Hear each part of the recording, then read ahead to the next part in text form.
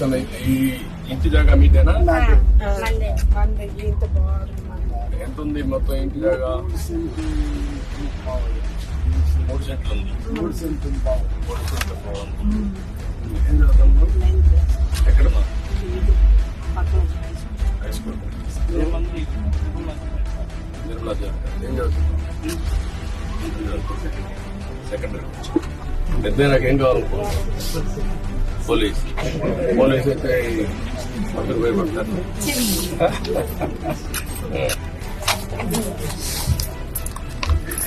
నువ్వేం కావాలనుకున్నావు?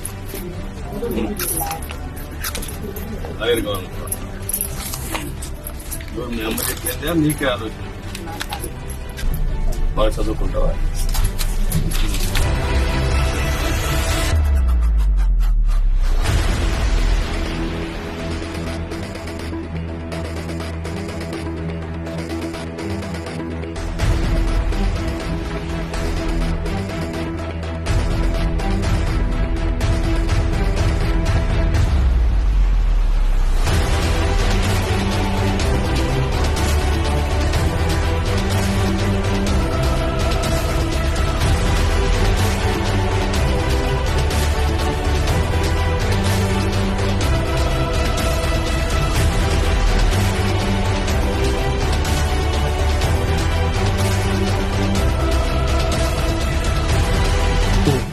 పేదవాళ్ళ కోసమే మనం ఈ పింఛన్లు ఇస్తున్నాం.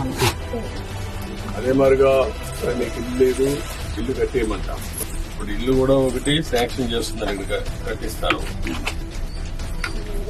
ఇప్పుడు ఇది తీసుకోండమ్మా, మీరు సిఆర్డీఏ మీరు కలిసి ఏరియాలో ఉండేవాళ్ళకి ఇల్లు ఇలాంటి వాళ్ళకి కొంతమంది కట్టుకోలేదు కట్టించాలి.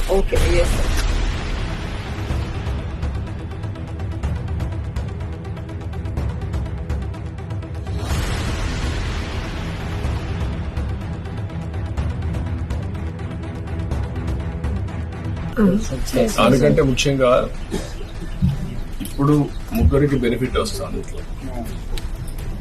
నీకు రాబోయే రోజుల్లో 4,000 వస్తుంది, ఆవిడకి 5,000 వస్తుంది, మీకు ఒక 4,000 వస్తుంది. 4, 4, 8 + 5 13,000 వస్తుంది. 13,000 వచ్చినప్పుడు మీరు కొద్దిగా సంపాదించుకుంటున్నారు. వీళ్ళిద్దరిని చదివించుకొని వాళ్ళ చదువుకు అవన్నీ ఏం చేయాలో అవన్నీ చేస్తా ఉంటారు గవర్నమెంట్.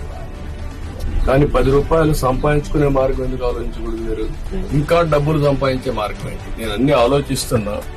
పేదరికం లేని సమాజం అంటే ప్రతి ఒక్కరికి కూడా కనీస ఆదాయం సంపాదించే మార్గం మీరు చూపించాలని మీరు ఆలోచన. లేకపోతే మీ జీవితంలో ఇదే మరికి పుడతారు, ఇదే మరి చనిపోతారు. ఈ పిల్లలు కూడా ఇప్పుడు చదువుకుంటున్నారు కనీసం, లేకపోతే వాళ్ళు కూడా చదువుకోరు. చదువుకోకుండా కూలి పని పోతారు, దాంతో మీ మరి వాళ్ళు ఉండిపోతారు. ఇప్పుడు గవర్నమెంట్ ఇచ్చే సహాయం ఇస్తూనే మీరు 10 రూపాయలు అదనంగా సంపాదించుకొని ఖర్చు తగ్గించుకొని భవిష్యత్తు కూడా ఒక భరోసా ఉండేట్టుగా ఆలోచించాను. సరేనా? లిమిట్ కట్టించేస్తాను, చెప్పాను కదా, అయిపోతుంది. మీరు ఎమ్మెల్యే ఉన్నాడు, మీకు ఇక్కడ మంచి ఎమ్మెల్యే. లేండి మళ్ళీ దాపని